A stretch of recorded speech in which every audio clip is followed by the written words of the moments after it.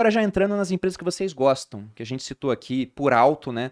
Esse método BEST de vocês. Tem como entrar em mais detalhes o que significa o BEST, por que vocês chegaram nesse acrônimo e não, por exemplo, tem lá um BEST com um V de varejo, né? Ou besta, né? Com o A de agro.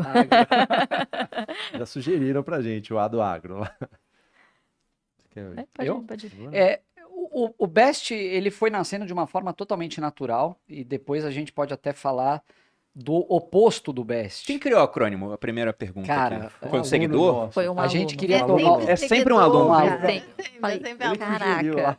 você é um gênio. A gente até Gênio. mandou um livro, mandou um monte de coisa pra ele. Falei, cara, muito boa a sua ideia. Pegando E aí a gente 2019. tem os setores Foi. que a gente não gosta de passar perto, que a gente chama...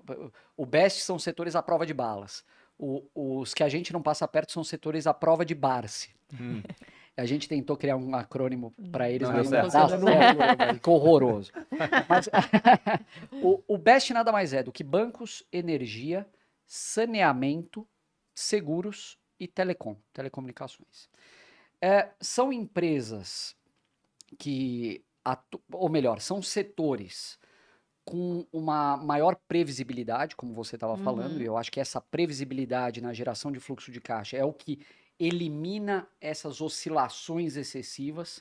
Então, existe até uma métrica de mercado que é pouco usada, mas é o beta, né? Então, você sempre vê a variação de uma empresa em relação ao índice. São tipicamente empresas de beta baixo, ela não tem... elas são empresas, são setores, aliás, de margens altas, protegidos relativamente, então com altas barreiras de entrada, poucos concorrentes por consequência disso. Você tem alguns desses setores que são praticamente duopólios ou triopólios aí. E essa previsibilidade no fluxo de caixa é o que, na última linha, vai te trazer a previsibilidade no dividendo que você vai botar no bolso. Né? Então, a gente gosta desses setores porque eles tendem a ser muito mais imunes a crises. Eles não vão participar, geralmente, daquele oba-oba no momento de alta. Né? Vai Então, subir 100% no ano. dificilmente. Pode acontecer, mas eu acho que seria muito mais uma exceção do que a regra. Então, quando a gente olha aquela farra que estava ano passado dos IPOs, empresas sendo precificadas a múltiplo de receita sem olhar o que estava abaixo disso, empresas sem lucro, enfim, com preços exorbitantes, contando que o futuro fosse ser brilhante. A gente não compra futuro, a gente compra presente. Né? Então, essas empresas, elas são empresas mais tranquilas. Você pega, por exemplo, transmissoras de energia, contratos de longuíssimo prazo, ajustados por inflação, né? E isso traz uma segurança para um investidor. Então, você está falando de colocar, você que falou, né, de colocar o pé na renda variável ali através do fundo imobiliário, mas o próximo passo natural é o dividendo, porque esses setores eles acabam te trazendo uma tranquilidade e fazem com que você possa dormir tranquilo com as suas ações. É o que a gente mais gosta de fazer. Você pega aqui exemplos nossos, vai viajar 10 dias sem abrir home broker, sem preocupação. Eu não quero saber se está valendo mais ou menos. Se estiver valendo bem menos, eu vou comprar muito mais que eu vou aproveitar. Enfim, é isso. Mas isso que você disse, né, de talvez não suba 100%, já aconteceu. Principalmente, a gente não tem ressalvas em investir em estatais, por exemplo, que são empresas que, as estatais que nós temos, estão no BEST, né, a maioria delas, e o fato de serem estatais e terem um risco político embutido, obviamente, que o mercado embute também um desconto maior. É o que o pessoal tá querendo saber aqui no Exatamente. chat, eu ainda não Então, contei da por exemplo, a Petrobras. Eletrobras tá assim na minha carteira, ó, segurando tudo, né, uma alta de 70% desde o ano passado.